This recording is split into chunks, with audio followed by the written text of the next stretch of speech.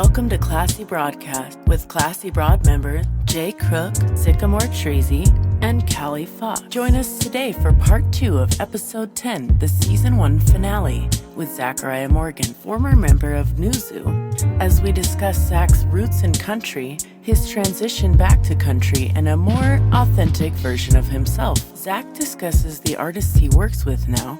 We have one more round of Being Boozled and a guest appearance from the 4th member of NUZU. We hope you enjoy part 2 of our season 1 finale and would like to issue a trigger warning for alcohol use. As always, thank you for listening and for giving us a space to voice our thoughts. You guys are comfortable with me that just segueing the next thing, because this is going to be a heavily Zach-centric thing here, which is obviously you're the guest, so I guess we might as well get your input on some we have shit. to talk about the Just guest? get to know about you.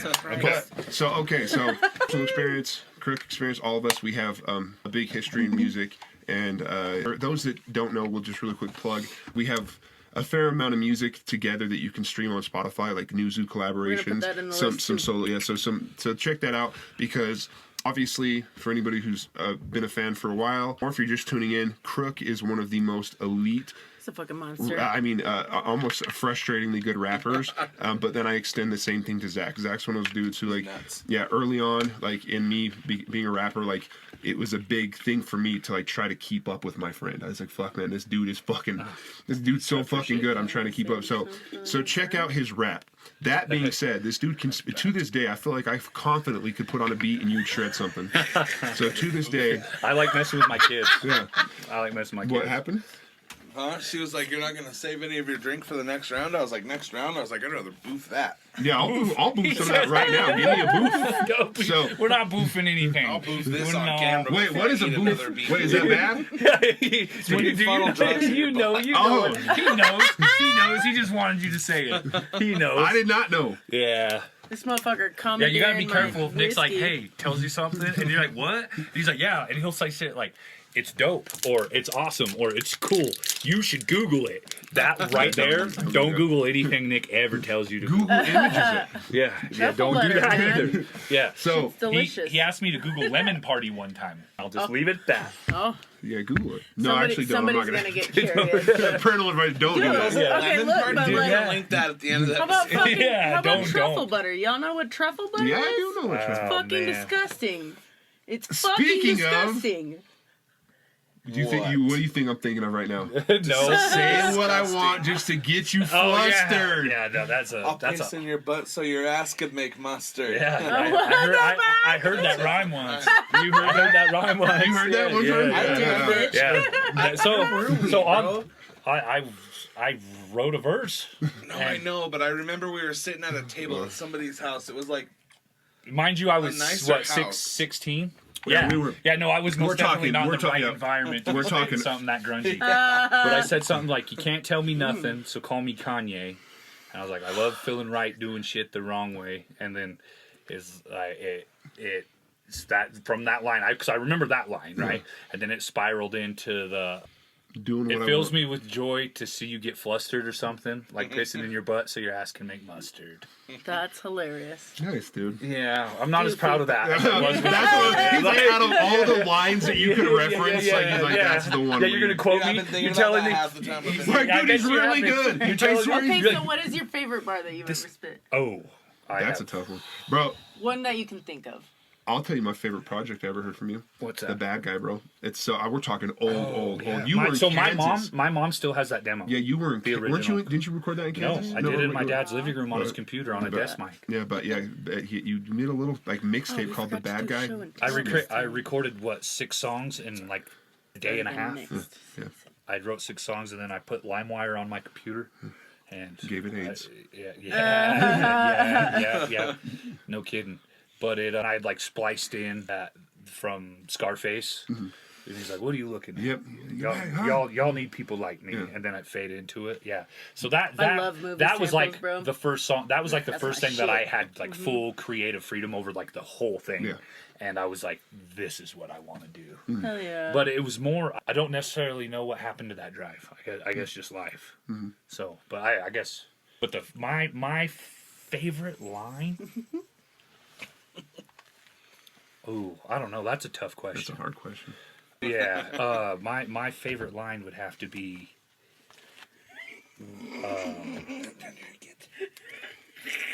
I'm sorry. I'm listening. I don't even know.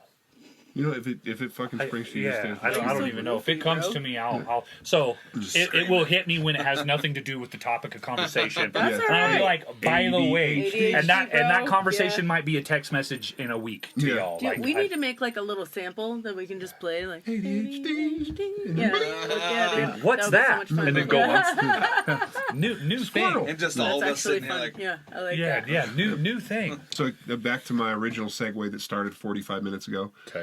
So the hip hop side of it, all we've done, the collaborations people can check out. That being said, you are still an active musician, like probably more active than you've ever been in my personal experience. Like you're the most active I've seen you as a musician, consistently doing live shows, which are so fucking dope. Like I've seen you perform live multiple times, and every time I'm just like, fuck, man, my friend's good. Thank you. That being said, it's not hip hop. No, You've it's not. transitioned, so kind of like So, tell us okay. about that. And Yeah, I was really like, quick, what are- you So pass that. what? Pass the drink. This? I You wanna try it? I grew up country, and there ain't no sugarcoating it. First music I'd ever seen performed live was a Chris Ledoux concert. Oh, damn. Yeah, my- that's that's old school, fucking- dude. Like- I was 8 years old, Cherish that. and I'll never forget it. And Cute. I knew Chris Ledoux. I still do, front to back, all kinds of his music. And so I was raised on country music, and my mom listened to like Fleetwood Mac and Aerosmith and all kinds of like. My mom's music taste is like I credit her like my love for music. I credit my mother with because she was always singing and cleaning. And like she sang at church, and she'd sing in the car, and she'd be washing dishes, and she'd sing. She'd be cleaning the house, and she'd sing. She would sing to us when we were kids, like holding us and cuddling us. That's like my mom is where I got my love for music, and I'll forever be grateful for that. And so I loved Chris Ledoux, and he was over at the Flaming Gorge days back when the concerts were on the island originally. Damn. And We have an insane connection. I don't even want to talk about it right now. Oh my god. Anyway, and continue. we went over there with family friends and stuff, and I remember he was about to come on, and my mom and my Aunt Sandy grabbed me up, and they were like, come on, let's go. And they like forced all the way to the front, and we stood up front and watched that whole show. And I remember just watching him, and he was just doing his thing, and I was just in awe. Like it was amazing. And then I was singing along, and he come along the front of the stage eventually, and he was paying attention, and I was singing. And he eventually came along, and he gave my mom a flower, and he shook my hand. Oh, And then he talked to me, and it just blew my mind. And that was the first concert, and that was like that's the guy That's a fucking experience. from the speakers on the truck and from the CD player up camping. He's the guy. And then knowing it was from Wyoming, and knowing he was a real cowboy, and stuff, everything I personified, right? Like that I wanted to personify. I was a cowboy. I was country before anything. So then get a little.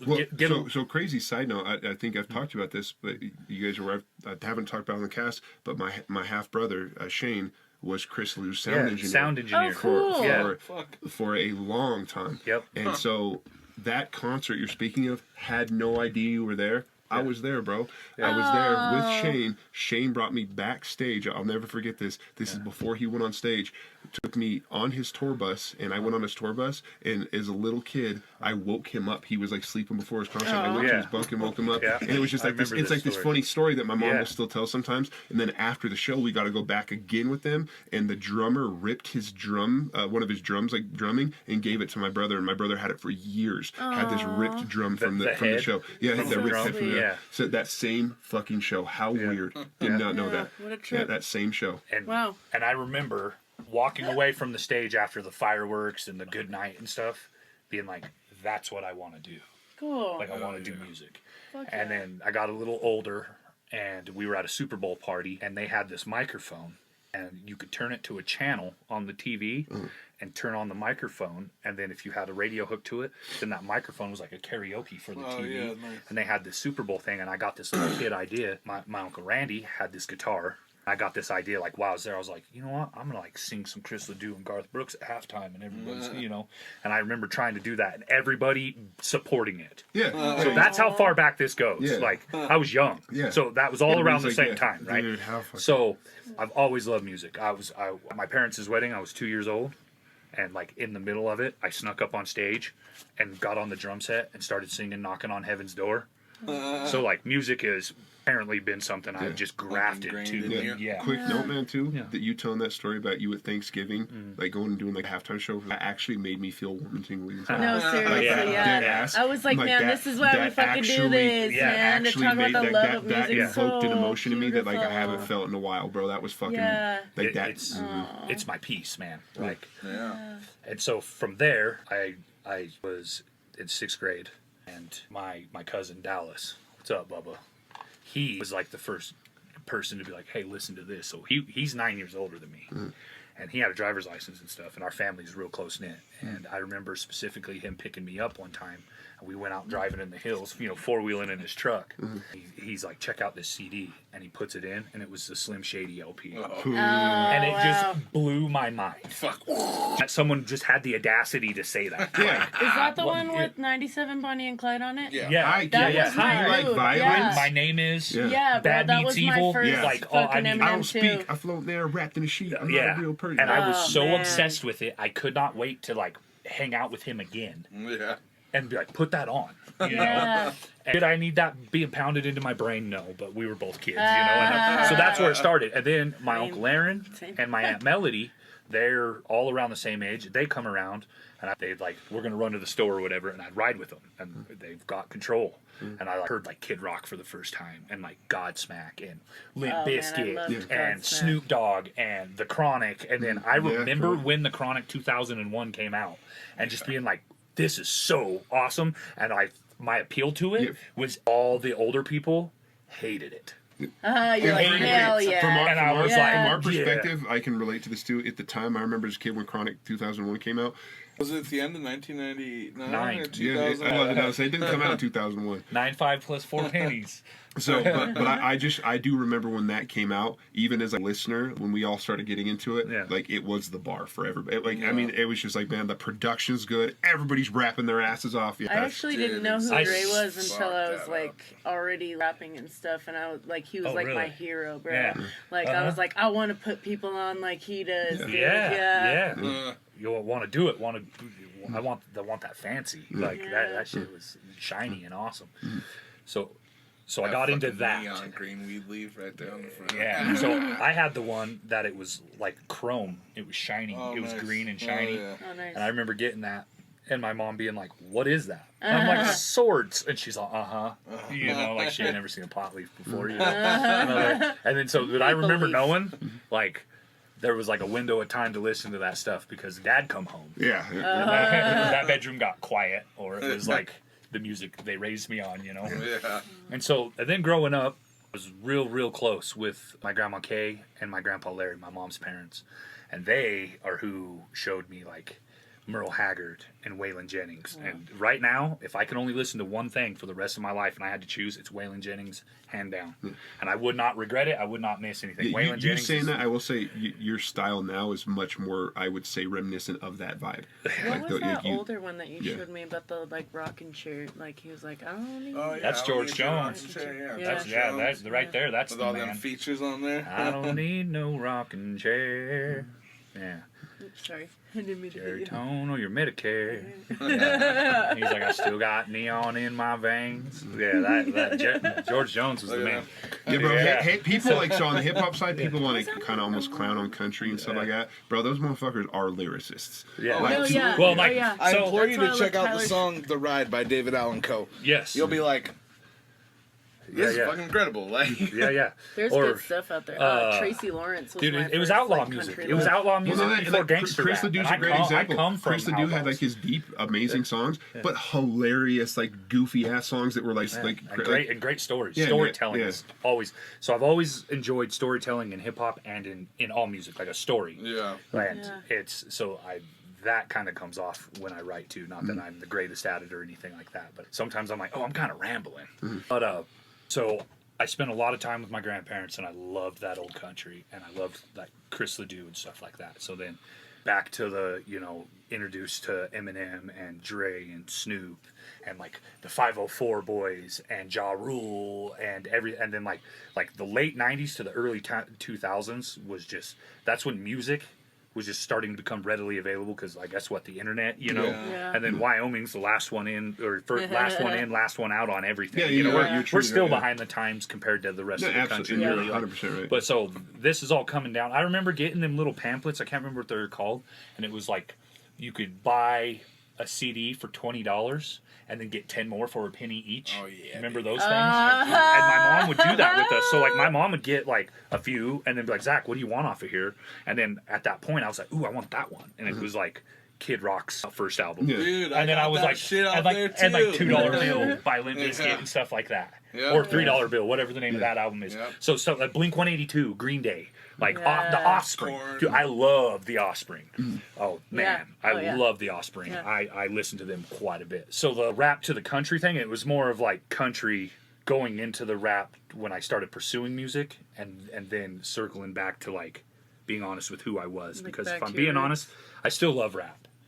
I didn't like what I was becoming pursuing it, and that's my fault because Okay, I'm in yeah, control. that's But I just, it wasn't me, and I could write something that I felt was super clever, and I shouldn't say I proved it. One time I wrote something down, rapped it for some kids, and they were like, "Oh yeah, that's cool. You just sound white, man. You sound so country."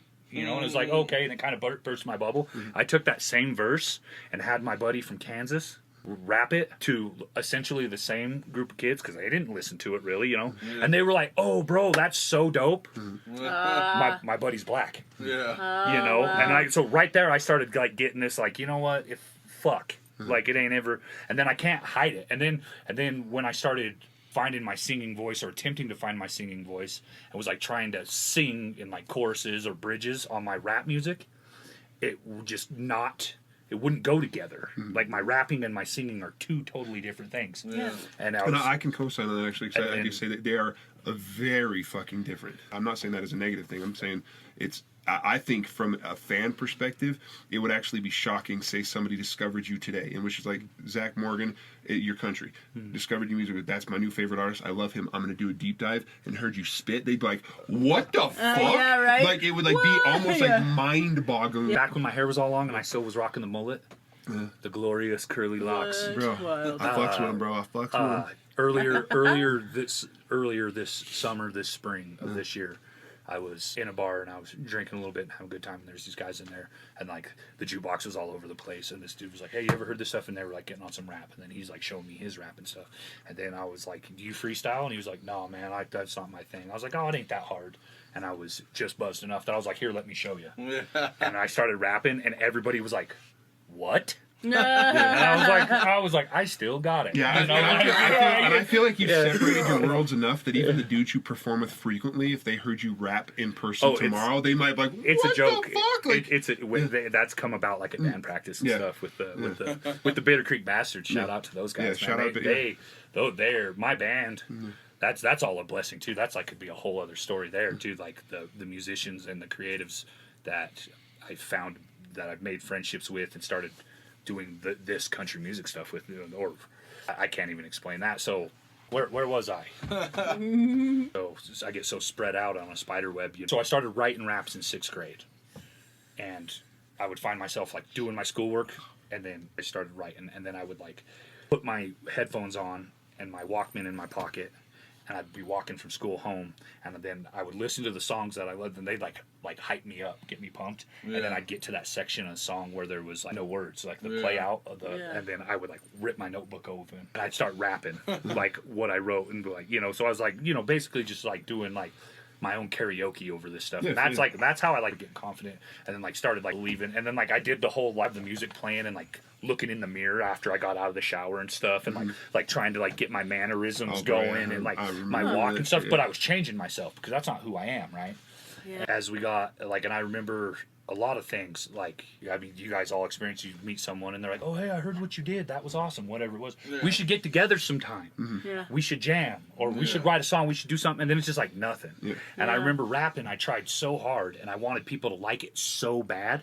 And I was like, I created this persona with Natus when I come up with that name. Like I made it like a character and I would step into that character. But then I started carrying that around outside of that because I'm not fake. And I was destroying my life. Yeah. Which is almost what you're describing is literally almost crazy. It's almost this like representation of what happens to like a lot of artists, I think. Is they set a bar, a persona they have to live up to. They start stepping into that role. They have to be in music, and once you're inside, once you're that guy in music, you don't want to be fake, so you got to be that guy outside of music.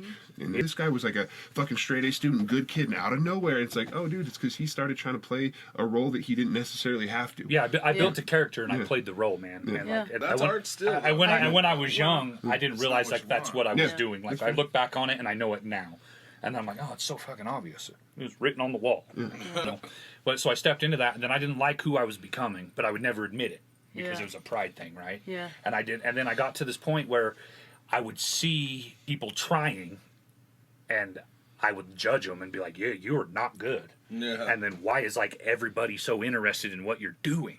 Jealousy and stuff like that. Like you suck. Like, I will say, I'm the only rapper in this room. Yeah, I will say that was one of your your traits back then. Is you were the first to be a hater, like in that sense. Even if it was somebody that like, but everything I want it to be good. Yeah, even the rest of the crew would kind of like, he ain't the best yet, but he's got potential, and you'd be like, fuck that, he ain't good. Like he's not good yet. No, he shouldn't be on this song. Like, and you were the first to voice that stuff. And you were, you've all to this day, but you've always been strongly opinionated. Like you would have no qualms with letting everybody know, like, fuck that dude. I'm not rapping with him. No, I actually love that you brought that up though, because we've been having an ongoing discussion about like changing your art to appeal to the masses and like you know, and like the version, because like some people say like, okay, well, if you're gonna treat it like a business, then you have to, that's what we talked about on the last podcast episode, if you're gonna treat it like a business, well then you have to make what's gonna fit into the frame of what's going on right now, and then you can make what you want.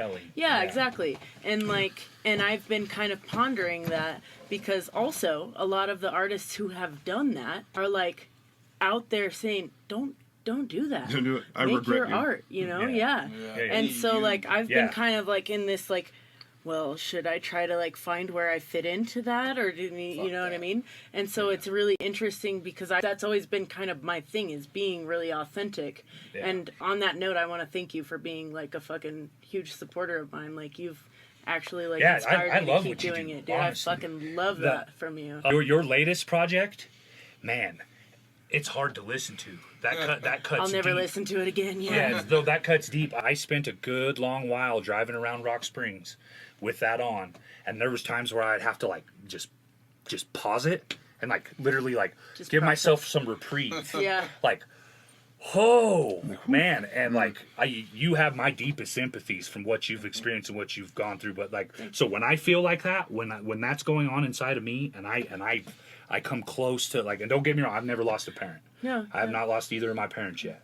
But when I've seen grief and had grief just surround me and approach me, and it feels like evil is on the doorstep, that's like back to my faith. That's where I come running, and that's the only light. That's the only light that I've ever been able to keep my head looking down in front of me and keep my nose to the stone. Yeah, but that.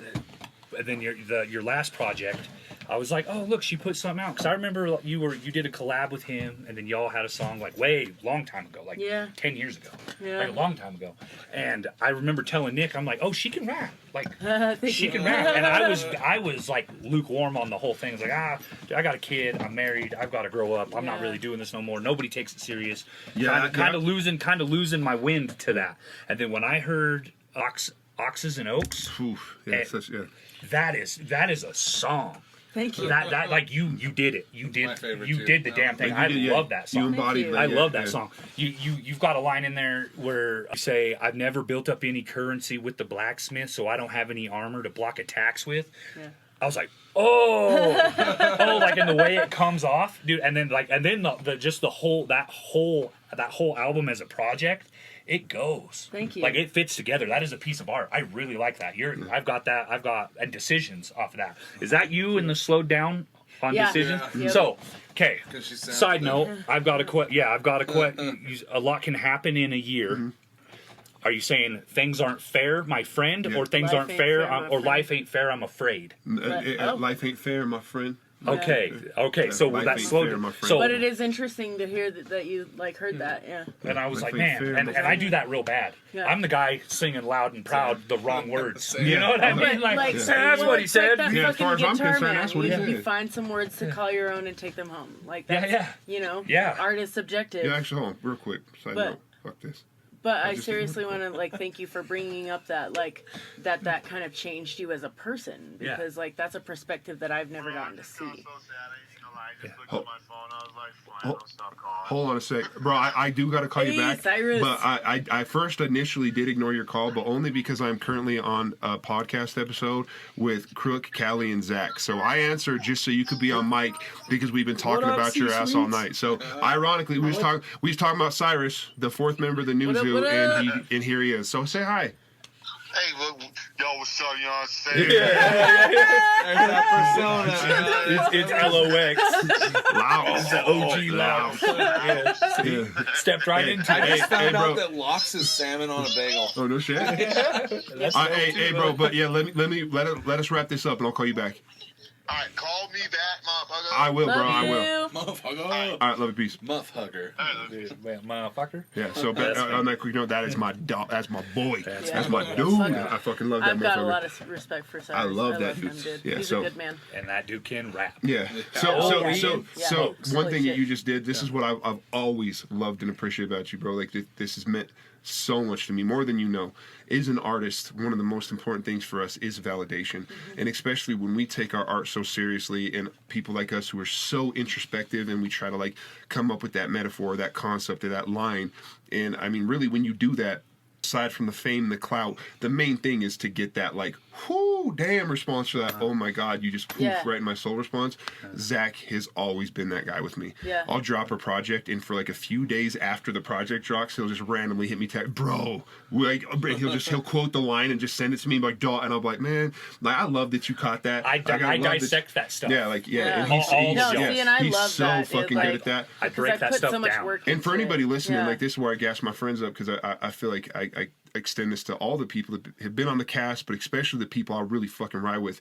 But bro, like I've said this about you guys, I extend it to Cyrus, but so fucking intelligent. Like even you talking tonight, like you people who are listening, Yeah. you can definitely tell this man is a very intelligent, very well Easy now they're gonna have expectations. Yeah, no, but just so I might hit him with a fur or an ain't it later. You know what I mean? yeah, you're gonna get down on that there. Yeah. Maybe a little bit of the fucking bird dog. We're gonna say. Yeah. No, Yeah. but like, so that being said, like, so it's cool to have somebody who, like, how you just, like, told Callie her line, and like, what I mean, like that, like, for us as Yeah. artists, Yeah. like, that's the ultimate Yeah. level So- of like validation. Yeah, and I agree. I love reciprocate, like whether it be like, oh, I wasn't into it even, like from people that are also creatives and like people that also know, because like you could play the guitar for a deaf person and they can't tell you if it's good. They can just watch what you're doing. That's You know a what I mean? goddamn And good way to you put know what it. I mean? Or like you could take someone I that just knows said, I told nothing you about smart. martial I arts. told you smart. They know nothing about martial arts and they can watch it and be, you know, like watching a grappling match, unless you really know like how You intricate can't appreciate the an art MMA, of it, right? like the grappling aspect. Yeah. You can't appreciate. You can look at it like, oh, those guys are incredibly. You see a good guy shape get and- armbarred, and you're like, oh, that was cool. He grabbed his arm. You're like, wouldn't oh, have bro, tapped. like you have no idea how. Yeah. Like, you What like, all and goes then once you into learn it, it, like you yeah. said, Yeah. you watch how the setup happened. Like, oh, Yeah. bro, like, bro, he had that armbar ready fucking 2 minutes ago. He was fucking working homeboy right into where he needed him He's to be. lucky that's what he did. Yeah, instead of exactly. taking the neck or whatever, you know. Right, yeah. So like I always appreciate it when I do when I put out a song or something of the sort, Yeah. and then someone like y'all look at it and go, oh hey, that's good, or you know, like damn that you missed the mark, bro. Like, you know, because that means a lot too. There's a way to be like, hey man, that ain't you, and I've told you No, I that. was about to say you've done that to me. I've told you, You've like, literally, like- you've heard a song, like and who- you've even like respect the fact that like you were like on a technical application. Yes, the song is technically you applied it. That's not like it's See, just I not feel the- like that's that's not it where for like me. your real friends are, bro. Yeah, Like it's not it because for like me. even I've told you like, dude, like I like appreciate that you're talented in your flex, but I don't like your flex shit. I like when you get conscious because you are fucking conscious, you know. And I know you sometimes feel like you're corny. And then when I'm you your do boy. it, I'm but over here like you're not. walking you into a fight. I'm like, no, fuck that. Yeah. Get him. Like, A lot of the bars is that I side. do that to You you too. I'm said. like, no, tell these people, bro. It's funny because on the last track that I did a collab with Nick, I sent it to him and I was like, bro, I was capping like a motherfucker on this. But sometimes, you know, you create art in a space that you don't necessarily like live in. You know what I'm saying? I'm not gonna lie, like, you know, I did make that verse for other people who are more physically like combative and shit like that. Fucking because indulge, I mean, dude. Like, I'm not gonna the go song you're shoot talking, somebody. the song you're talking about is we can do this on site like a web page. Be like, Yeah. we can fight on site. So of course the subject matter is going to be Right. geared toward, and for me, like now, on my as a writer. I'm too old to be fist fighting. I don't do that shit. I've never found a good you enough did enough of reason. that, bro. Yeah, you did. Yeah, no, I Sounds put in exhausting. my time, bro. So as a writer, that's what's most gratifying to me. Like not like, so if I'm not writing songs for somebody else, for me, what's most gratifying is when I do get conscious and I have like a very complex emotion and feeling that I'm having a hard time like presenting or like flushing out, and I have the ability to write the song, and I write the song and I'm like, I did it. Like, if you guys can, I'm sure you guys can relate, where I'm like, yes, fuck yeah. Like, I couldn't say this, but I can rap this. Yeah. So that's really gratifying. The other side of that is I love a metaphor. I love a double entendre. Yes. So that's the same thing. And even if they're silly and stupid, I just love goofy ass. Like the song that you brought up, Crook webpage. I have a line where I say, I love titty boy. I ain't talking 2 Chainz. Like, that's a stupid metaphor for those that don't know. Like, 2 Chainz' old rap name was Titty Boy. One I heard today that made me Oh, yeah. that just made me cheese and go, I'm getting ready to go talk to these guys tonight. I was listening to Zoo-Tang, and you said METHOD. Your girlfriend is a hurricane. She blows trees, and I was like, bro, like, just the way you delivered that, I was like, all Well, right. because even I ad-libbed the your girlfriend is a hurricane. Why? She blows trees. Like the why. Like, Yeah. That's funny. yeah, so And that's why you got to listen to music in headphones too. Yeah. That Bro, right there. I'm telling you. You got to get in your and Especially be alone. when somebody's like I curates an album. I dude. literally call that headphone music. Yeah. That's Yep. that's headphone music. Fuck yeah. Yeah. And then, so here it is. My favorite line I've ever wrote was not in a Hey, rap there you song. That's what I was gonna All right, ask you. There we go. Yeah. So the favorite line I've ever wrote is in the first song I ever wrote on guitar. It's called "Something I Need." And people that really support me and like friends and like regular fans. That's another crazy thing that I super appreciate, that there's actually like a local music following that's occurring. And I have people that I've only met because they started coming to my shows, and they come I put up a flyer, they are there, they buy merch, they support the other act that I can get to come to town. It's super awesome, and it's all love. I was gonna ask you, what changes have you seen? Because you've been in both scenes. Considering we are in a rural area, what is the difference that you have seen between the scenes? You know what I'm saying? I think with the modernization of communication, with like everybody having a supercomputer in their pocket now, At all times. and so we didn't start getting cell phones until late high school. Yeah. And it was out of necessity to like keep track of you. And even then, they didn't even then, I remember at 16, I still had that motherfucking like, Tina. that green fucking Yeah. thick flip phone. A little silver June bug looking Motorola. Yeah. That flipped out. You think with the modernization of technology and communication and the access, like some guy like Oliver Anthony could take his phone out in the woods back in the country where he's at, in Kentucky, I think is where he's from, do a song, Yeah. throw it up on the We were talking internet, about that too. and then it bounce across the algorithm all over the world, and next thing you know, that dude's living the dream. He made it, or you know what I mean? Like, Right. He so made Richmond north of Richmond, right? yes, Okay, yes. now he's that rich man. yeah. If not, very close. But so with that, the greatest thing I've seen, so getting into it, and it might have been my own securities. I remember everything, and it's an era thing too, because the whole everything's a competition. Yeah. If you're not trying to do the best or quote unquote win, then why the fuck you doing it? I still am like that. Like that's just a part of my personality. I don't my want to put picture- out anything mediocre. Yeah, my but I'm picture not, would be next to the word competitive in the dictionary, bro. Yeah. So with that, I remember it being when I was pursuing hip hop and rap. It seemed like everywhere you went, like if you didn't go off when you did a show, or you didn't do well, you might just get like everybody like, psh, Yeah. But I was also that guy doing that to dudes. Yeah. Like, bro, you can't rap. Yeah. You like, over there. Yeah. You know, there's a level over Yeah, here. exactly. Yeah, And that's not right. So what I found now is, and then we touched on it a little bit with like, oh, you know, you like this music, we like this music, and we're angsty teenagers with no life experience, so you're different, we're different. You know, fuck you, you're my enemy. Monkey mob mentality. And so nowadays, like, if you don't listen to a bunch of music, what are you doing? Like that, like there's so many much, different kinds of dude. music, and I could sit here and tell you, I'm not a fan of, like, I don't even know what's the difference between EDM and dubstep, or if they're the same. I don't know. But every once in a while, So many subsects. you see what I mean? So, but I don't know. But every once in a while, I'll catch a song like that I would just throw in that loop of that. And it'll be like a mix of an old hip hop song and something else, and I'm like, oh man, this goes. This is good to work out to. This is good to clean the house to. This is good to work to. And then I'll listen to something that might be like a little more, for lack of a better terminology, feminine sounding than I would just like vibe to alone or jam to alone, and then like get to listening to it, and I'm like, oh man. This girl is spilling her heart.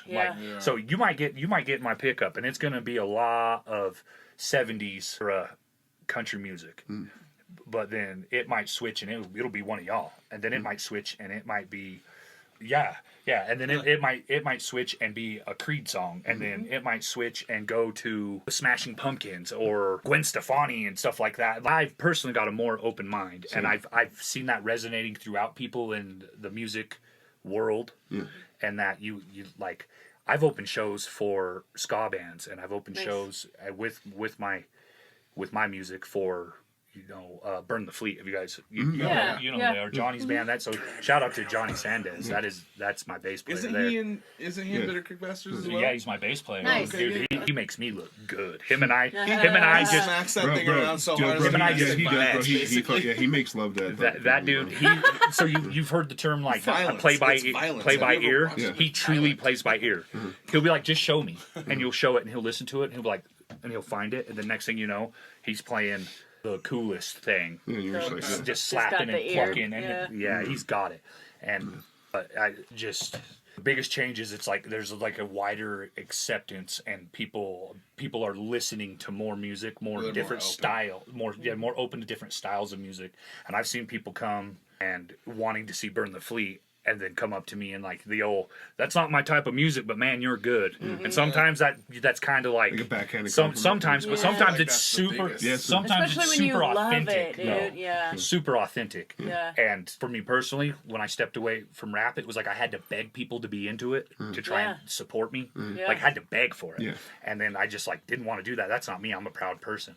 And then when my grandparents passed, I was in a pawn shop, and I was heartaching, and I didn't really realize I was going through my grief. And I was heartaching, and I was just, all I would do was listen to music that reminded me of them, and I loved it so much. And then I had this like this epiphany or realization, like this is who I am. And I would sing to it and stuff, and I was in the pawn shop, and there was a Telluride little parlor acoustic, and it was right-handed, and it was on the wall for like $60. And I reached in my pocket, I had $40. And I looked at that guy, I was like, will you take $40 for that? And he's all, sure. Nice. And I gave him $40, and then I took it home, and then I just had it, and it's right-handed. And then I was like, am I going to try and do something right-handed? Oh, are you left-handed? I'm left-handed all the way. I am left-handed. So then after 2 days of like, Interesting that you are so strong in faith and left-handed. is it? Yeah, well, because a lot of the older faiths believe that like the lefties left-handed- were. Oh yeah, like, that's yeah, organized some religion. Though. crazy So shit. like, Yeah. that's a whole I like would say Catholics didn't think you should be it's left-handed. Like back in the day, and the nuns slapping hands for guy with your left. What's the thing? It's a. And I don't know a lot about that. Don't let me it's act like I'm the knowledge It's holder. an interesting nothing. You Yeah, know yeah, what I'm saying? To me, anyway. Yeah. I find shit like that all the time. And I get it. I'm like that too. On a side note, did you know? Yeah. Well, I also don't know. I heard one of the origins and like Interestingly why lefties were considered bad is like because everybody was so predominantly right-handed, you shake hands with your right hand. That's your predominant hand. So like your hand that you'd be like more apt to harm somebody with if you had a weapon. So if you're left-handed, you could shake with your right hand and then you had your Oh, pro. that's why they used to do the forearm. Yeah. Shake hands Yeah. and Yeah. then check your other hand. Yeah. Well, and now I don't know why I think I know that, but Now I think I always do this. If I meet somebody new, It I'm like, sounds legit. well, which one? Yeah. Because I'll do both. I love that. Yeah, and I'm like, if I know you, I want to hug. Yeah. And Yeah. if I've got like a good rapport with you, we can go into like the slapping hands and the Mm. dapping and stuff. But dude, I am a handshaker. Like, Yeah. like if you the first meet somebody. yeah, or Like, just too bad, or baby. just like if I'm walking past you in the What's up, man? in the grocery store and it's like, oh hey, how you doing? And you're trying to shop and get out of here. I'm trying to shop and get out of here. Nobody wants to be in here. Yeah. You know, like, and then you get that awkward like a guy's like comes in And then and closes. swings out wide on you and tries to grab a hold, and then you're trying to shake their hand, Yeah. and then you get like the I finger hate shake. hand stuff. And you're like, oh, man, I'm yeah, like, I so don't know what you want So me just- to do. I'm an old Or fashioned the notorious like the slow motion thing is you both pull your hands out and as you're both like transitioning Yeah, from open to dude, close. fuck It's like, that. I what don't am know, I I doing? hate And then you're it. like, I'll think about this forever. Like, Yeah. I'll lose sleep over this. I always used Yeah. to take people out and go to shake their hand and just grab their wiener. that was your go-to. Yeah. Because we're just gonna break the ice. Yeah. Like, we're best friends now. Yeah. So, Yeah. like 20 minutes ago, you were gonna tell us your favorite line. Okay. Song I wrote, something I need. It's It's not your fault. so it's us. the song just kind of came. So I don't ever sit down and write with an intention. Like it hits me and I start writing. And whether it's a poem, whether it's like journaling, whether it's I'm feeling philosophical, sometimes those turn into lyrics. Sometimes I'll find a melody or something that I'm playing and it'll like give me an idea and then I'll start forming that idea. But I don't ever go, I'm gonna write a love song. I'm gonna write Right. an angry song. I don't Yeah. I don't do that. Me either. I've conceptualizing of a song like just like coming. It always feels forced to me, and it feels corny when I'm like, all right, we're gonna write a song about He taking does my that. dog down a dirt He's good road at and that. going fishing. Like now, if that just ever pops out in a song, that just came to me. You know, like I don't know how to explain it. So, in something I need, it's that song really encompasses and shows like how little I actually know that I'm doing, because the verses are too long. And we can get into that too with theory and stuff. But the very last verse of the very last bar or line or couple lines of the first verse are probably my most favorite thing I've ever wrote. And I say, I've learned the hard way, just about everything, more worth in my losses than lostness is ever gained. Fucking A. Damn. Yeah. Damn. Absolutely. That's my that. favorite line. That's beautiful. That's That's fucking fucking poetry. great. That's right up there for me with there's one, I can't remember who it was that said it.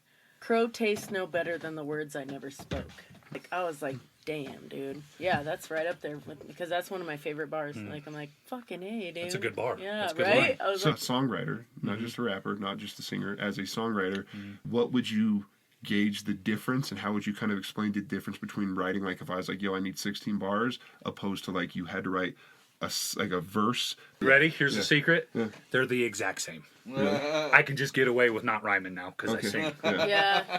Yeah. Okay. Because I was always You can get away. You can I've get away noticed with that like with similar you. sounding words. Yeah, You don't have to rhyme as a no dude more. who like with on the rapping side of things, it's like just it's almost so perfectly formatted for like it rhymes here, which means you're here at this count, and that means you have 16 bars, so you're on your way. Like it makes someone on a singing level, I would have no idea how to gauge that. I just like what the fuck. Jesse's very anarchist when it comes to like the formula. Yeah, no, yeah. So I will rhyme my- tits with vagina. Austin Tavigi is the super. Yeah, right. That's funny. But Austin Tavigi is super Shout out talented. Austin, dude. Yeah, Super Good talented dude. man. I love that dude. He's man. my lead guitarist. Is he the dope? No, that's No, Cody no. Wilkinson. Okay. Also super talented. Very, Because very versed doesn't in theory. Austin his girl also have their own So little, like, Austin played bass for Wyoming Raised. He plays lead guitar for me, and then he has a project with his girlfriend. I don't know the status of their relationship. They're they're in a relationship. Ellie Pacheco. Yeah. And it's called the Ellie and Austin Band. They are incredible. they're fun. They are So good, yeah. incredible. Yeah. Incredible. You want to hear someone sing? Go catch an Ellie and Austin show. That girl can sing, and that kid can play. Yeah. He can play. Cody Wilkinson. He's got the Rambling Band. Austin and Cody keep me honest, man. Because they know theory. Like they could tell you it's a 4-3-5, and I'm like, what's a 4-3-5? They're like, well, what key are we in? I was like, I don't know. Yeah. I just played Yeah. this A and this E and this D sound good together, and then they like shaped it, and they've really helped me get a long way. Yeah. So then I got Johnny Sandez playing bass. We got Ellie Pacheco plays mandolin, and Austin Tavigi plays lead guitar. Cody Wilkinson plays the lap steel for me, and I write the songs and play guitar and sing them, and Here's another fun fact. Jesse's pedantic. It could be called a Hawaiian guitar, a lap steel, console steel, kila, or a dobro. Is it Okay. So his is the double, and it's on stands. Kikakila? I wonder what the Yeah, origins so are. that I think that would That's be a a lap. steel Probably guitar. from Yeah, Hawaii. that's a lap because it's Yeah, actually on but his he lap. has His- like double. yeah, and it got Yeah. pedals and stuff on it. Yeah, his, yeah. And watching him go to, Man, they make me feel like we were talking about how that first rap show we ever did, like made it feel real. Dude, every time I step up on the stage and we get to going, those guys, I have the best band in the world. I am so Yeah, you guys blessed. fucking rock. And Yeah, you guys, you it kill just, I will say, I it all haven't just been fell together. Your shows, one performance-wise, I've always just enjoyed the performance. Like, I've always been just floored by how talented, like, you guys are collectively, but then vibe of the show, too. I'm just, like, you just foster a good vibe. It's like, I know, I keep again, fucking I'm missing so them. I used keep to the meaning- rap side of things, like you said, being competitive. Almost feeling of there's just opportunity for confrontation. And every show that I've been to a year so far, I'm like, man, just everybody's just here to fucking actually just listen to music and have And fun. vibe. Like, ain't nobody here trying to fucking outperform the next person. Nobody's here trying to be the top dog. And it's just That's nice why to most chill. of So my focus we at have a- shows is like connecting with other artists, dude. Like I don't want to. it's the best way to do things is just try and make friends and be nice. Yeah. Because I've met some super talented people. I could sit here and like plug so many, like my mentor Lauren Walker Madsen. He's the guy that was like, hey man, do you want to come play for me? You want to come open for me? And Bob Wayne. They travel. They call themselves like working class musicians. Not to speak for them, but that's what they do. Is they go around and they play, and that's how they make a living. They are good, man. I was so blessed that the very first show I ever did was opening for a guy that's wrote songs for Hank III and cool. Lauren Walker Madsen. That's so fucking cool. And then when I got done, I was scared. Don't let me lie. I don't get stage fright. I get more stage fright from doing videos on Instagram and Facebook. Like, I don't want to become a meme. That's a I've been fear talking that about I that did not too. know I had. I'm going to turn that into a meme, so you're fucked. Yeah, I do not want to become a meme. But that's a fear I would have never thought about. No. But stage fright, I don't really get it. I get nervous and I get, I like the anxiety of pre-performance. But once I start, man, that's my home. That's my world. And I did that first show for them. I did 7 songs and I only did one of my originals. And I think I had like 3 done and 4 in the works total. But I was only brave enough to do the one, and it was something I need. And I did like 5 or 6 covers and then my one original. And I opened that show and it was at Johnny Mac's. Thank you to Jesse Sloan for he's been putting on a lot of shows. They got one coming up this weekend. I can't remember who it is. But they both were like, hey, more originals. And that made me feel so good. I shared the That's same awesome, sentiment. yeah. When I first saw you live, I thought the same thing because you did. I think you might have done more than one original, but like you done It was like mostly covers. Yeah, mostly covers, and you did one or two. And that was my saying. I'm like, bro, your fucking originals. I loved. So thank you, because I remember that conversation. Yeah. I remember that show too. And so now as the set stands, I do 11 originals and 5 covers. And that's like, it's like right around just over In an a hour. show, 16 songs. Jesus He Christ! does. That's the thing about That's like hardcore, well, the other bro. thing too is like when And you're that's playing where a guitar? that's why I respect Zach a lot. Is like when you're doing shows, you're filling up a full like 2 hour and a half whatever time slot. For us, Hour and a rappers, half's the longest I've ever Yeah, done. yeah. Us We have to rappers pay are a shit ton generally for a 20 generally like, we're doing 20-minute sets and be like, damn, 20 whole minutes. Like we kind of almost like a lazy level of like pampering. See, and stuff. I've always then wanted balance- to do more, It's but just a like, different But also at these shows, you got to think like at our rap shows, like I think it from the sound of it, it's actually kind of true to form from other artists from other places I've talked to. But rap shows, it's almost like, hey, there's a show, here's the headliner, and like 9 openers. I'm Fuck sick, But that. dude. your shows, Yeah, it's like Jesse's very the most I think I've It's ever like seen a show 4 is like 4 3 to 4. tops. Yeah, 4 most. And like Tops. most of the shows I think I've been at Because you they has know been what like the 3. fuck they're doing. And so that Sorry, it's pardon my language. I get Woo! Yeah. yeah. spicy. But when about you're that serious shit, about bro. it, so I've had to, not that I'm better than anybody, Don't even call I me have if it's had to more draw. than Like I 2 said, hours. I've opened for this and opened for that. I've had to draw the line and be like, I'm not opening for rappers. The last show Yeah. was great. Like it's not. Nope. I'm not doing that. Yeah. I'm playing an Well, instrument. and- like yeah, I've and- got my and- band's gonna set and up. also there's a level between like because I think you could have like it's so on your end you as a band you guys can't really fake it. Like, No. you can't fake it. You No, got, everybody you got, knows when it you starts got- to yeah, suck, dude. You got to get out there and you got to like play your guitar and you have the fucking stand-up guitar and you have the bassist and the cello and your vocals and it's so authentic and that's always every time I've been to a show that is a full orchestration I'm always like mind boggled. I'm like man like Like, but like without those instruments, it's just silent. And you guys made it sound like you. I'm that caveman that I'm like ooga booga. I'm like, how'd you do that? Yeah. You fucking played the guitar and you did that and you did that and then it made a melody and that guy played it. And then y'all did it at the same time. And as a rapper, like it's almost like it's as a rapper, we've witnessed this a lot before. Rappers will come to the show with their just full out song, like no fucking concert mix, nothing, and they'll just play their song and then like have their mic super low and they'll just like kind of mumble and like to the crowd and stuff, and that's and every time I watch that, I don't want to discredit anybody trying, but to me, I'm just like, man, I'm not in. You lost me already. I'm lost. Dude, I could just go listen to your song. Like I'm lost. This last show with Kung Fu, like, dude, I fucking love Kung Fu as a person. He's such a sweet guy, dude. He's so fun to talk to. I feel like that was where the value lay in this last show. But he came through before with a band, and it was so, oh my God, it's such a dynamic show. So good.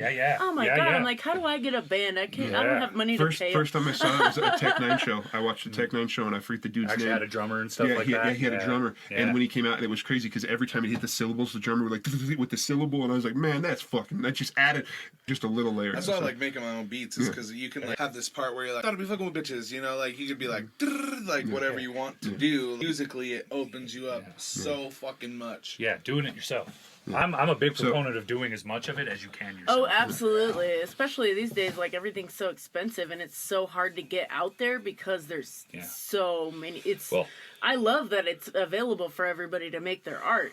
But it makes it very hard to go anywhere with it. It's bittersweet, because and also you brought up the meme thing earlier. That's a fear of mine as well. And I posted my shit on TikTok, and I've been memed. Like it sucked, bro. Like, what's up, yeah. Like so, I posted shit on TikTok that started getting traction. So I started like shit that was getting like 500 plus, like 1,500 likes, and I'm like, hell yeah. But then I go to the comment section and people are like, retire, old man. Oh, like put the fries in the bag and like get this old, and I'm like, oh, you gotta like, stay away no, from and I'm like, ow, dude, like next fuck. time get a fucking thing of McDonald's you're green, fries you're and big. hit the fucking camera with them while you rap, bro. Pull them out and just bag the fucking that stuff will eat at you, man. If you take it home, I literally talked to Kirk and Callie is because I would go to like somebody else, and that's the thing about that's the thing about mental health is like it's so easy to say, but then like to actually practice that, because I would like tell somebody else, say somebody had that exact scenario, I'd be like, man, fuck them, bro, you're getting fucking a bunch of likes, like fuck that. But then it happened to me, and I was telling them one of the last times we talked, I'm like, it's fucking killing me inside. Why are these kids being so mean to me? I literally don't understand. Like all I'm doing is you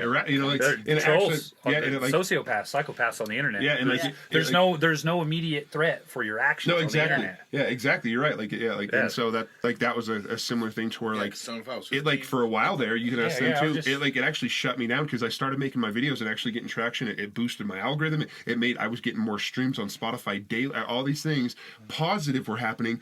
But I started getting like 3 videos back to back. I started getting a lot of like shit talkers because it basically it was like it basically became a group of people who were just kind of started fucking with me, and it bothered me enough. I didn't make a video for like a month because it bothered me so much, and I was like, and then I fucking lost my traction. Yeah. So my advice on all of that is I do this. If someone listens to one of my songs and it helps them, great. If just one person in the whole world heard a song that I wrote and it helps them somewhere, or makes them feel a little bit better, or gives them some solace in some way, or they relate to it and makes them happy or something like that. Like I need help. Like that's awesome. But man, I do this for me.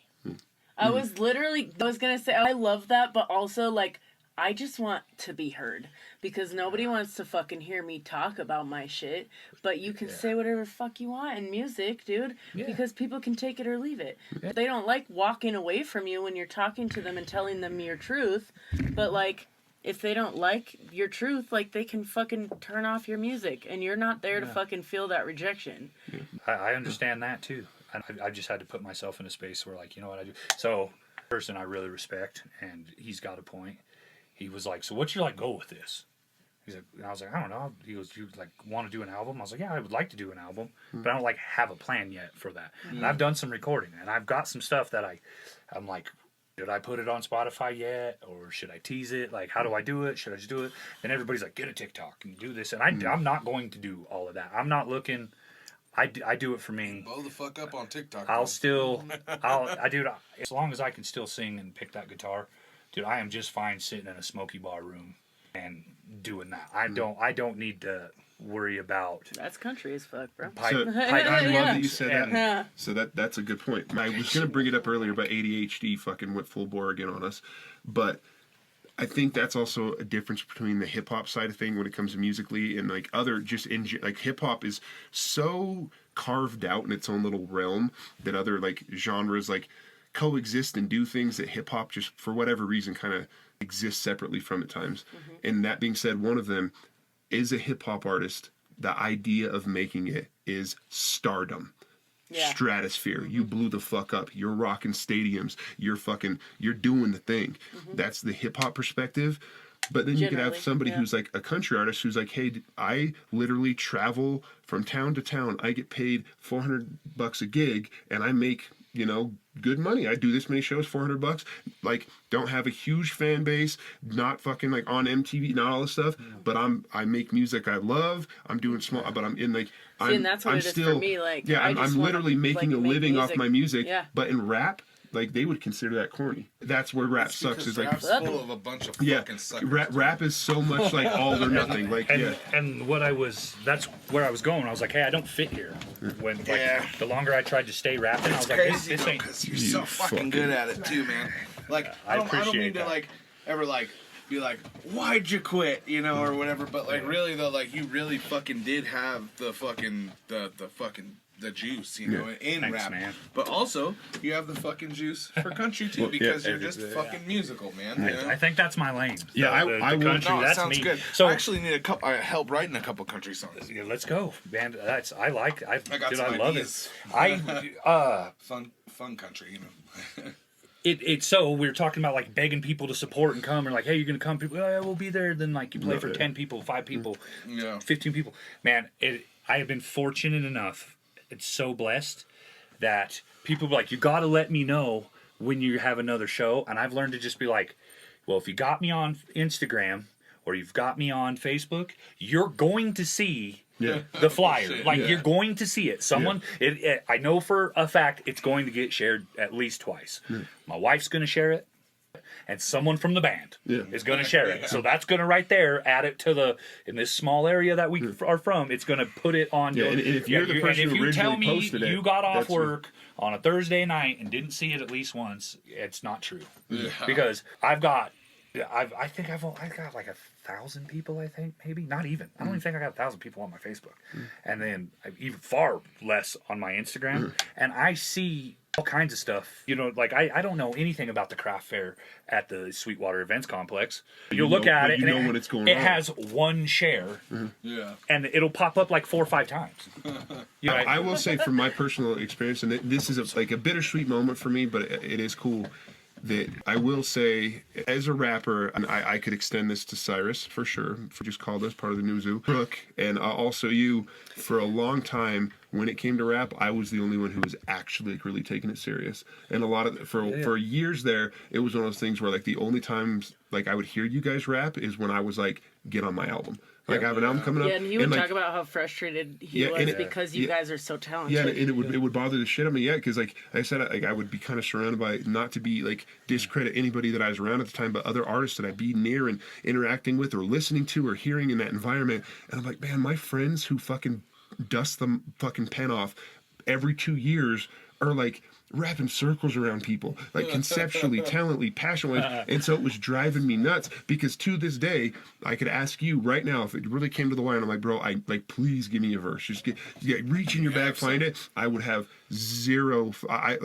It'd be basically I'd like, here's the song, here's the concept. No reservations. Yeah, and I'd just know. I would when you send it back, I don't need to clear nothing. Like and that's the same. I extend that to Crook, even though Crook has got extremely more active. But Cyrus, like, I don't even know the last time Cyrus might have picked up a pen.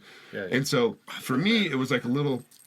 Like it was frustrating to say that, because I'm like, God, my really talented friends. But then when I saw you start getting the country and like independently, just you being like, I love this, and like week after week, I'm like, another show? Oh damn, Zach's got another show coming up. And then like the following month, oh damn, Zach's got more shows coming up. And then the next clip and the next song and this and that. And I was like, oh, I was like fucking invigorated. I was like, yo, my fucking boy's back into it. Yeah, like my dude. Yeah, it is good to see you like following that passion again too. Thank you. You know, it feels good. But I just love watching people be passionate. I'm kind of in a lull now. Yeah, right. Yeah. Whatever it is, whatever it's it is. So beautiful. I have that sentiment too. I share that with you, Callie. I started doing the open mic at the Square State, and I did that, and then I've got a couple friends there. My wife's there. She's got a couple friends there, and then there's some acquaintances, and then strangers. And I started going and doing the open mic at the Square State, and I did that about 3 times. And about the 3rd time I walked in there, people were like, "Oh, you're back." And that makes you feel good. Yeah. And then they were like, "Hey, yo, this guy was here last time," or "Check this dude out." Yeah. And they'd like, "Do your Wyoming song" or something. Yeah, so then that lets you know they're like listening and stuff. So just, and then I run into other guitar players and singer-songwriters and stuff. And they're like, "Oh yeah, we got to get together and jam." Same thing as everything else. Don't hear nothing. Yeah, hey bro, let me get your number. We'll get together. And then you reach out, and then so I just did my own thing. And then I met Johnny, and he was like, "We ought to get together." And I reached out to him, and it was like a week later. He was like, "Yeah, man, I'm down." And I was like, "Oh, I was jamming that day." That was like a week ago. And he's like, "Oh shit, man, been working. Sorry, missed it." And I was like, "All right." And then nothing, And then I went to watch Lauren Walker Madsen play, and Johnny was there, and he come up to me and he was like, "Hey, man, I was serious." He was like, "I want to jam," and he was like, "Let's get together." And then like just a few days later, we got together, and it's just been being grown and having an everyday job and children and responsibilities and stuff. It's hard, like.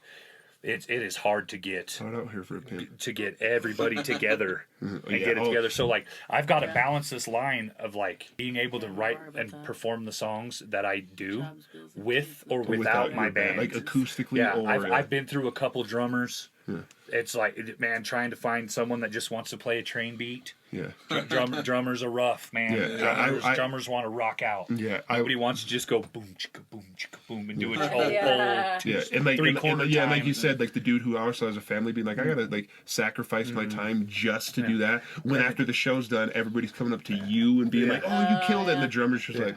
Yeah, well, that kind of does happen, but sometimes I've done shows and had people walk straight to the guitarist and been like, "Yo, what's your name? You're so good." Like it is a shared love, and like we have a rule in the band: we do it for the good of the song. It doesn't. Yep, I wrote it. Yeah, it's my song. But when we're putting a song together that we're going to perform, and the way we're going to do it, where we're going to add a solo, and where we're going to do a drop out, and where we're going to fade in, or where we're going to double back, or whatever wind down, whatever it is, practice for the good of the song, and that's a good thing. I guess I don't get to make the calls on what's a good thing, but that works well for my band and I. We just for the good of the song. Yeah. Like we want the song to be the best it could be. I feel like that's good because it kind of. I was gonna ask like with the band because I've been so hip hop structure my whole life. Like I started out my whole life listening to like R&B and rap and shit, and then I became more country as I became older. But I was gonna ask, like coming from like a hip hop background, it's a one man show basically. Like you're like, here's my shit, or you and a DJ. Yeah. You know what I'm saying? Backpack shit. And like the duos and the groups didn't last very well. Right. Yeah. And so you being in a band, like. You have to kind of split that validation, right? Like, absolutely. I mean, in the most rudimentary form, like you have to split that validation between four or five people, and like you were saying, is jealousy ever a factor?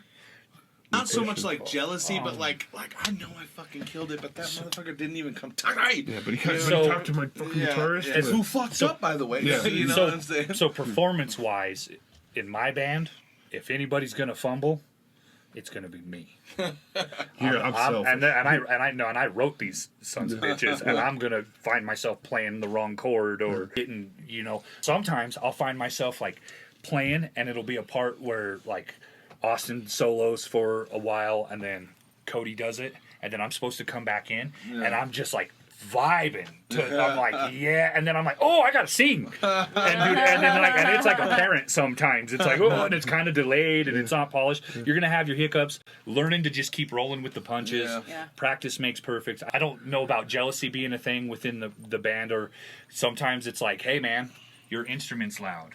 And then he's like, oh, someone will say, it ain't that bad. And then you got to kind of like, you have to do the like, basically you vote. Yeah. And everybody looks and is like, yeah, bro, you're playing too loud, like at the drummer, or the steel guitar is just screaming over everything else and you can't hear the bass, and we all got to be like, hey man, down a little bit. So many more But for the most part, everybody Yeah. wants to look good. Everybody wants it to be good, and everybody does it because they love it. That is, I'm very, very Because you're blessed. probably going it with the perspective like you're presenting it as a package, opposed to like a rapper's like I'm the guy, Yeah, and like I'm a the band, and a package. band's not that. I barely know what I'm doing, but the people that have dedicated their time in supporting my music and being in my band and supporting me and being in the Bitter Creek Bastards, they're professionals. I'm trying to balance the, like, getting my name out there. At first, I used to feel guilty about wanting money. Like wanting to be like, hey, are you going to pay us to play? And then my Yeah, I band's feel like, that. really, they were like, Zach, you write those songs. You spend how many hours practicing? You spend so much time You deserve it. critiquing and stuff. Dude, we've got to get here, set up, sound check, play to an ability that keeps people here to Well, make exactly. this place It's a lot of money. work, Exactly. Then you got to yeah, tear 'cause people everything showed down. up You got for the show, you got to buying leave drinks, yourself out there. They were like, you deserve. Like, it took my band being like, no, tell them, and just like all things, it's kind of uncomfortable the first time you bring it up, but then there's like a level to it, right? And I've got a good relationship with a couple different venues in town, and we're fortunate enough that we keep bringing a crowd.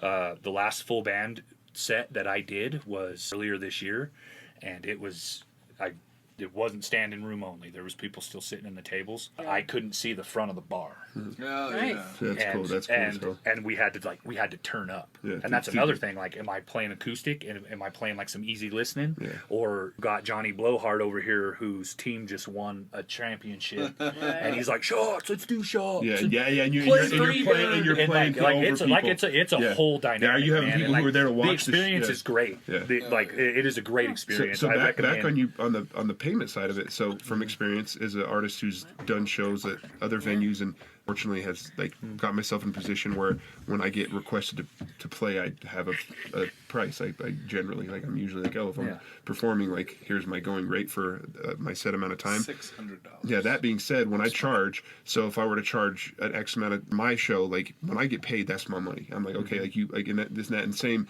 like when I do merch, like when I sell merch, I'm like, that's my money. How do you divvy that up for you guys? So, Like, so if you're, so merch. So I invest in the merch.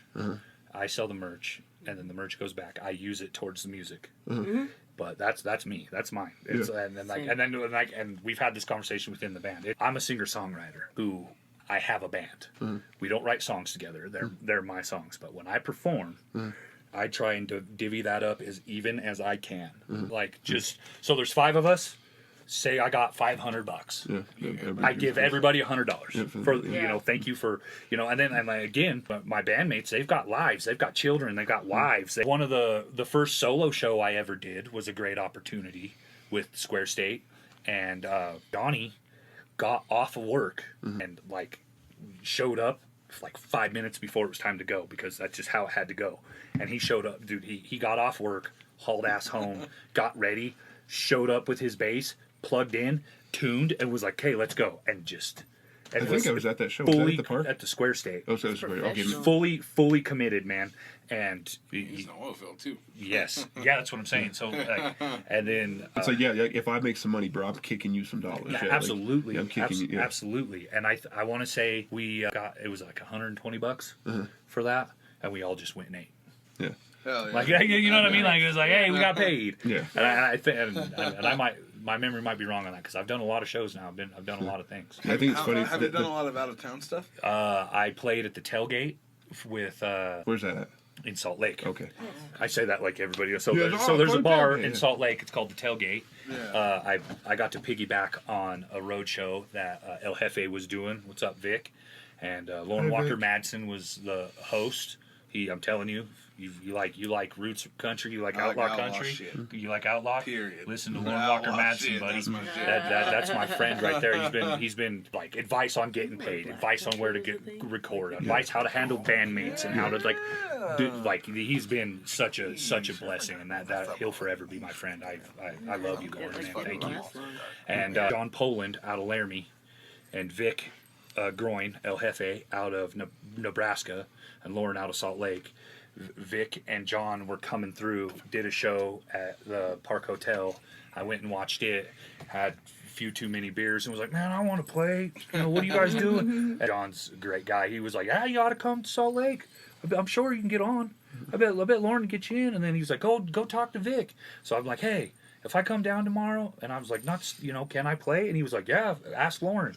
So I got a hold of Lauren, and then end up drinking entirely too much, closing the bar down, and going home. And then I wake up sick the next day, eat breakfast, and then Irish flu, baby. I need a red beer.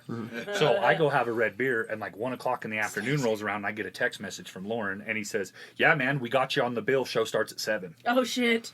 And I was like, oh. Dude, so I loaded up the guitar, Right, here we go. But again, sold the rest of my merch. I was at Buddha's, and I was like, oh man. And I just kind of told the story, and everybody was like, yeah. And that lady's like, oh, you got a band shirt? I was like, yeah. She's like, I'll take 2.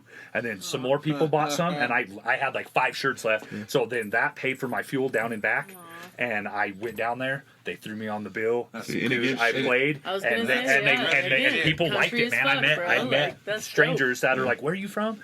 I was like, Rock Springs, Wyoming, and they're like, oh man, I got a crazy story about that place. And they talk about K Street and stuff like that. Yeah. Again, it all boils down to the journey, bro. It's what a cool And then Faith Kelly and Caswin Moon, they're from the Catskills Hills in New York. Oh wow. And they came and did a show here on a Wednesday, and they're some of the most talented people. That's a show.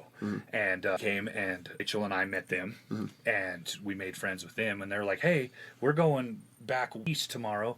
There's a open mic at this place called the Buckhorn in Laramie. You should come down and play with us and stuff. And I was like, all right. And we had a Monday off because it was a Sunday. And I was like, all right, yeah, we'll go. Well, it ended up, they didn't realize how far they had to go. The next day, they had a show in Cheyenne. They tell us this in the middle of the week. And then they had a couple shows, and then they were like, we got a show in Cheyenne. We're going to come back to Laramie and do that open mic. Well, they didn't realize, the stretch. And so the day of, made arrangements for my kids, and don't have to work Monday. We're going to go down. I'm going to play with these people I just met. And they had, because of their travel restrictions, they had to go east. We've got to go, sorry.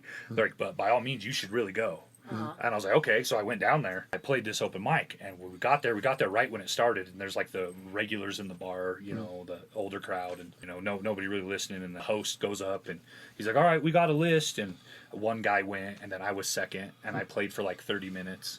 And it, people were like, oh yeah, that's good. And then I got down. And then the next guy was like, I'm not getting on. And he just left. And so that was I was You're the me of country. I was like, oh, man, dude. I was like, you should play. And he's like, no, I'm good. And then a couple more guys went. Well, then, it got, that was at 7 o'clock at night. Well, then 9 o'clock came, because people that were there to perform watched me perform, so I stayed to watch them perform, and they got to the end of it, and the guy holding the show says, he goes, thank you to everybody, gets, round of applause, and everybody is. He goes, and I bet if we give him a big round of applause, he'll come back up here and play. And he goes, can we get one for Wyoming's own Zach Morgan? And I dead serious. It was like, oh no, and the bar went nuts. It's packed. And so I was like, okay. And I got up there, and I played that same 30 minutes again. And then was like, all right. And then I played some stuff I didn't plan on playing, and it was they loved it, man. And then I ended up having to, they were like, yeah, keep playing. And I was like, all right, well, this is where it's going to turn into a jam. This is what it's going to look like at my house. And I pulled out my phone, and my wonderful wife stood there as my phone holder for songs I didn't have completely memorized, and I did that, and I ended up playing for close to 2 hours, man. And then didn't have any merch when I did that. I didn't have an Instagram, I didn't have an iTunes, and I didn't have a Spotify. And I'm still not on iTunes and Spotify. It's coming. I swear it's coming. Be patient with me. So easy doing. It's I want it to be good. Well, no, and that is fair. At the point, I was gonna say, if you're good enough that people are like, damn, you're good, dude. This has been a blast. Thank you guys for having me. I didn't know what to expect. I didn't know. Yeah, because I sure shit didn't think I was gonna be eating stinky beans. I say or caca beans or whatever. Before we close it out, we got to do another round of caca beans. No. Caca beans. No, because if I get a bad one, it's gonna ruin my night. Nope. I'm in. Yeah. Me and you? You're hardcore. Oh no. What'd you get? Stinky sock? Stinky sock or Tutti Frutti. And Okay, what did you have last time? He got sock. stinky sock. I eat your bean, boy. Thank you. Dude, alright, I'm gonna put some liquor in this cup.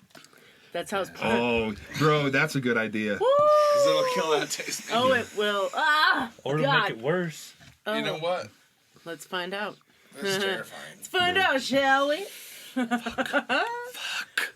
God, you have so many balls for a man whose stomach was already upset. Oh no. Bro, I can smell it. Oh, no. Yeah, bro, it's a foot. My man. Maybe not. Why? You did that to yourself, man. I mean, like, It's like taking your hand and laying it on the table and like opening it like this and then blind swinging a hammer. Oh, why did I do that? Yeah, that sucked. Didn't see that coming. What the hell? where did that come from? I can't part. Yeah, where did that come from? Fucking came out of nowhere. All right, well, are you gonna do another Is one? that I that can't. meme where you stick the fucking thing in the bike and blame it on? Yeah, thanks so much. Yeah. I He sticks the stick I'm in. really afraid, but I guess I will. Oh, But just so you guys know, if I Alright. get a gross one, I'm probably gonna throw up. I'm stink bug or toast and mush. Oh God! No. gross. Okay. Help me Oh, find your it here. odds are not good.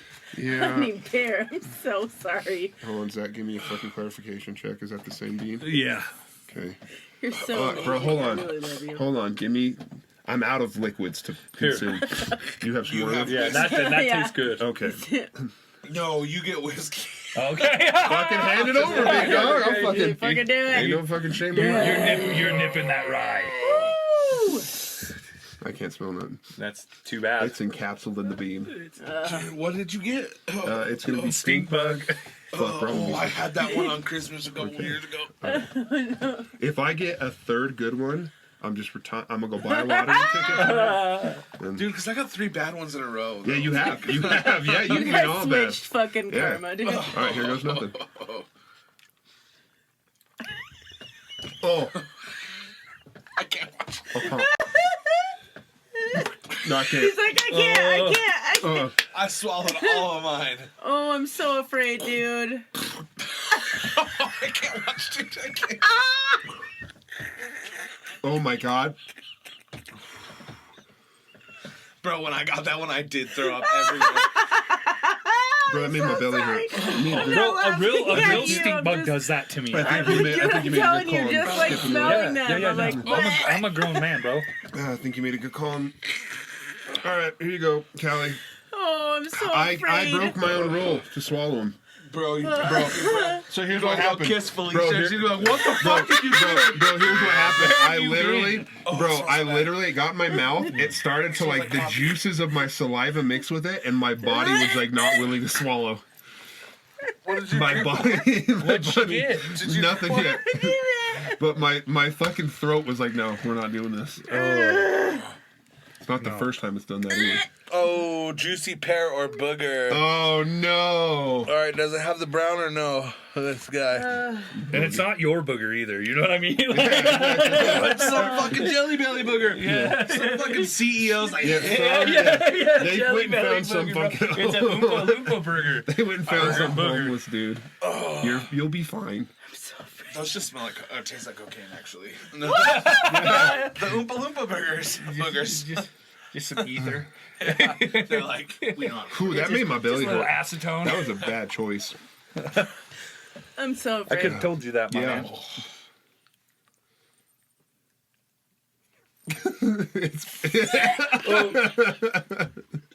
Oh, It's happening. oh. That We bucket's get her gonna, some water. give her some water. I'm That bucket's gonna smell so bad. fucking. I can't so react sorry. quickly. I'm too big. I'm laughing at you, not with. I'm laughing with you, not at you. Are you okay? I'm trying. It was so gross, so immediately. You got the salty. Was it salty? Oh yeah, it was. It was salty. Oh, gosh dang it! I'm too fucking big to be fucking. It smells so bad. Get it away from me. Smell it. Okay. All right. Before we conclude, or whatever we're doing here, Jesse. Oh. How much? If I gave you $20, would you take a handful of those and chew them? Oh, God, no. 50 bucks. I got $50 on No, it. dude, I'll throw Ain't up. Cash no tonight. motherfucking Dude, look way, at us dude. sweating Cash. right I'll give you now. Yeah, $50 no. cash tonight if you take a handful No, of those. it'd have to, dude. It's gotta be. It's gotta No. Dude, Wait. honest No, it's to gotta God, be a dude, Benny, like, bud. with as accurate Really? as those Yeah, flavors are, you'd have to I'm be just more, so I think. grateful You know, that I you'd have to did be it. Yeah, I wouldn't do it. So that's it. I'm not gonna do it. that's why I'm offering someone else. Diabolical. Fuck, Fucking dude. diabolical. Poor guest next time. Ooh, my belly hurts. I know. Yeah, I don't. If anybody watches this, they might not want to come. They're like, I ain't doing that. Like every time you come on, you guys we do a bean boozle every time. Yeah. You guys will just slowly be immune Oh, to we it. got a hot sauce I have a challenge. hot we're sauce gonna challenge. do. I was just Oh, like, I was like, maybe. Well, actually, he was like, What? dude, that's not nice. You can't do both. I was like, we can't do bean boozled and a hot sauce I challenge. dare to put it on the hot sauce on the bean no. boozled. I Put some would- I would put next some of the time. last dab on a booger jelly bean. How do you know if it's booger? It could be a pear. I mean, guess you fucking you got to What roll is the the dice. matter with you? So many things. So many things. Shout out to like Jay and the Young Old Heads with our cast that we were doing for a while there, which we do want to get back to at some point. But man, it's just been life's been crazy. It's in my teeth. But I will say when we did because we did like the Death Nut Challenge, we did the Bean Boozled, and those were like our most popular. So it's like people just want to see that. Like people, yeah. When we did the Give fucking these Death people Nut- what they want. Yeah, literally, it was like Torture yourself for clout. yeah. Yeah, so but my belly though, man. Yeah, I bet. Dude, I'm Wretched like that I with some could alcohol not in there is swallow. not I was good like, for you. absolutely not. I almost threw up just tasting it. Nope. I can't believe I almost threw up and didn't actually throw up. Yeah, that was funny. You want to do another one? No, No. dude. Oh, Fuck no. Oh, man. Absolutely not. Oh man. dang it. Do you have any shows coming up? Do you have any like music? no, you're yeah, working what do you on? want to plug, bro? Nothing set in stone. I've got a couple songs that I've wrote that I'm gonna hold on to because I think sometimes I write them and get excited and put them on the internet and then they lose their luster because I'm like, I already wrote that, you know. But I don't have anything set in stone as far as shows. Yeah, there's some conversations being had and stuff. But again, trying to, you know, sometimes people will reach out and want you to come play, and then I'm like, well, it's only me, you know, and then they're like, oh, well, we're kind of looking for more of like entertainment so people can dance and stuff. And I was like, well, trying, you know. So I'm writing. I'm still around. You can find me on Zach Morgan Music on Instagram, Zachariah Morgan on Facebook. Reach out. would you consider yourself retired from hip hop? Or is there a scenario where I can like be like, yo, dog, I need It's a like, 16. what if I suck your dick? Yeah, no. What you if know, I needed you I to got shit these on somebody? cheeseburgers, you know, man. you know, never say never. You know, because Alright, I kind of commented earlier. I like messing with my kids, especially when they're like, listen to this song and it's rap. Yeah. And I'm like, this is not, You're like, let me show you something, you know, and I mess with them, you know. So Like, I can't, I don't have any plans.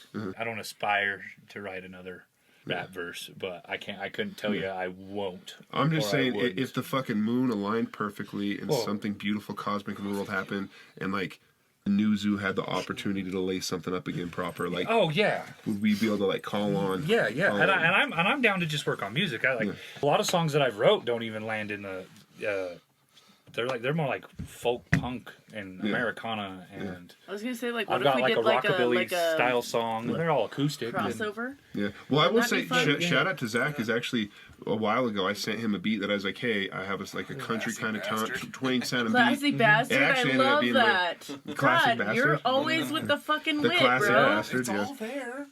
It's all Yeah. there. You just take two parts of But- other stuff. Bitter and Creek just- Broad. Yeah, the bitter That's Creek cool Bitter Creek too. I would not do that. Yeah.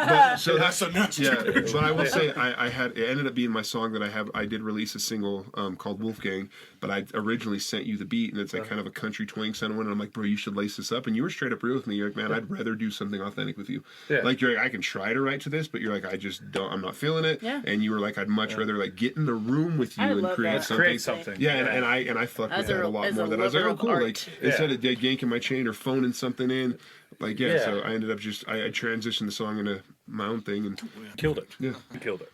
Okay, I have one last question, just Okay. because I think it's a good closing question. Alright. What is your mantra? My mantra. I know. I almost said something ignorant. Shit, shat, shark. My mantra is always keep going. Hell yeah. Just always keep going. I like that. There's so many things that are out of your control. You just gotta keep going. You just Fucking gotta keep yeah. going. Yeah, and you know, And- I love that for as simplistic as it is because I like, for instance, right now, like, I think the I best need mantras are 3 words long, man. yeah, I need that shit, shat, Nothing shark. lasts forever.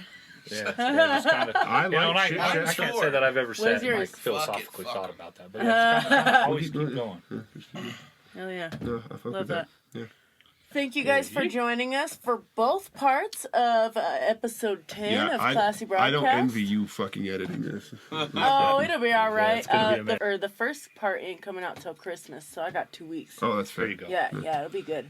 So, There's a lot to decipher here. yeah. There's gonna be a lot to pick through. So, end of season 1. We will be back soon. So, we'll probably see you guys in 3 months. That was a blast. Dude, yeah. That was a blast. Oh, we'll just close there. Good end of season 1. Thank you so much. You're fantastic. Keep it classy, and always thank you for giving us the space to share our thoughts. And just keep going. Fucking A. Boom. Yeah. Boop, boop. Right on. Hell yeah, dude. That was so much fun. I love the fun ones. Thanks again for joining us for part 2 of the season 1 finale of Classy Broadcast. Check the information section on this video for links to all of our social media outlets, a link to our second edition of our Classy Picks playlist, and links to Zachariah Morgan's social media outlets. Don't forget to leave any questions that you have in the comments so we can do a question and answer video in the future. And if you would like to hear us talk about something specific, don't be afraid to make a suggestion. Join us in future episodes for more engaging topics and intriguing guests. If you would like to be a guest on Classy Broadcast, leave a comment and we'll contact you about future episodes. Join us in March when we reconvene for Season 2 of Classy Broadcast with new guests, new topics, and always lots of Happy New Year, and thanks for joining in. See you next time. Thanks for having me, you guys. Thank you so much for coming on, dude. Big shout out to Zach. You had so much good shit to say. That's where I was like a lot of times, like when we get long, I'll be like, all right, it's time to wrap it up. But I was like, man, but he's saying so much good shit. Like, I just want to listen to this. So, yeah. Thank you. Yeah, Glad I said something worthwhile because I can ramble. Absolutely. No, you know what? I'm happy I got this. Buddy, Dude, learn a couple riffs on that, a couple of Pragios or something. My uncle, we can jam That would was be so cool. a bluegrass player. Yeah. He played the banjo. Yeah. He played, all 5 finger picks and everything. Oh yeah. Then- Picking And full, fucking huh? harmonica. He had a little thing that went on his banjo that held his harmonica right in front of his face, and he'd just be playing and fucking shit. So harmonicas have a special place to me because one-man when I was a band, kid and I go for walks with my dad, when me and my brother and sister would go stay there, and we go on walks, and we lived in that for anybody in our area, like the old part of town, like K Street area and stuff. We go for walks, and Pick and Palace was over in that area, and we went to Pick and Palace one day, and my dad bought all 3 of us harmonicas. Yeah. And it's just like memory. ingrained It's in my brain, and yeah. like even so much so the cases you put them in, and you it's guys seen nostalgia. Butters Park all lit up yet? Oh yeah. Yeah, beautiful, It's fucking beautiful. beautiful over there. Yeah, so- Yeah, the worship band at my church is playing there on the weekends right now. Yeah, if we're gonna plug like anybody too we haven't yet here, and I guess a good cap to season 1 is Downtown Rock Springs, like the organization, the actual organization, Downtown Rock Springs. For such a small town, like Yes, they really. they- This is really like fucking thrown ass on the fire of music is the best way for us to like keep passing the love down. You know, because and to understand how each many other. people are like, I got my love of music from my parents. Yeah. Like you all can, of the guests, pretty much all of them, and us. Yeah. And you can listen to a song, Not me. and it might be something you've never been through.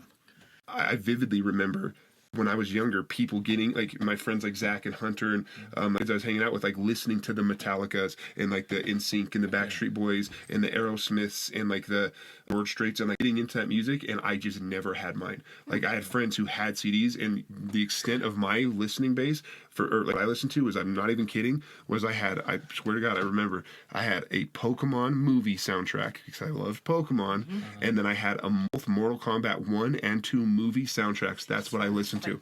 Yeah, so I would listen to Pokemon music and nerd out, or I would literally listen to Mortal Kombat stuff and pretend that I was, like, fighting ninjas. And then, and I didn't, like, hear music and be like, oh my God, I love that, until I heard Red Man and Method Man. That was me. Got that from your brother. Fuck, yeah. That's true. That's a good That is point. true, you did. Sorry. So I remember when the hybrid theory came out, Linkin Park. And dude, you could such a give good a album. shit less. Yeah, no, everybody was Colin, losing their Colin minds. Murray again, he wild. comes up again. Yeah. Him and I were like, this is so crazy. This is So so good. awesome. It's so Oh, good. And Nick was just like, meh. Music. Like, it's Yeah. music. Dude, Like, it's songs. It literally Yeah. is still so solid to this Yeah. day. Oh, yeah. Yeah, I Holds dead up, ass. don't I it? dead ass. Holds My up. my Oh, yeah. earliest phase of music. R.I.P. Chester. My Yeah. basis of if I enjoyed it was like, could I fight a room of assassins to this? And if I couldn't, I was like, is I? Yeah, Like, yeah. But if it was like, yeah. Are you fucking kidding me? Like, Am I going to like fatality you someone? fucking Yes, pull out your yeah. fucking katana. Shut up when I'm talking to you. Yeah, I mean, fair, yeah. Fucking, Yeah. that would be so I mean, good. that's fair. Yeah. Yeah. So. Yeah, but You that remember used, when I gave you them nunchucks? yes. I was like, dude, they were hanging on my wall from Yeah. a tournament I did when I was young, and you were like, are those real? I was like, yeah. And you're like, can I get them? I was like, yeah. And you got them down, and you started fucking with them. And the next thing I know, like, you were half-assed good with them, but I remember one of the first times you were fucking around, you knocked yourself in the head. Oh, bro, yeah. And you were just like, fuck these things, and like threw them on the couch. It's like, I was like, yeah, they're real, bro. Some of the They're first cherry. times Yeah, I no, ever I was gonna say, no, recorded that's in what I his remember. They basement, he had yeah, those, they were like, the fucking cherry practice ones. ones. Yeah, And and he then would be like, that fucking carried on so much. Just so you know, like my experience with Chucks there carried on to where I like them still to this day. That And Callie for Christmas one year bought me these fucking glow stick nunchucks. Remember that? wow. Yeah, do you remember that? Yeah, Core memory unlocked. yeah, Holy shit, I yeah, forgot she about that. bought me these like fucking nunchucks that were glow sticks and so yeah. I still fuck with Chucks, bro. Yeah, Cool. like, yeah, Fuck don't yeah. don't fucking catch me with the Chucks, bro. I'll fuck you. He said you don't fuck With with the the chuck. chuck. Someone's getting fucked up, bro, whether it's me or yeah, with these nunchucks. yeah. An ambulance will be fucking called. Yeah. Medical debts will be due. We'll put it out. Yeah, so yeah, but shout out.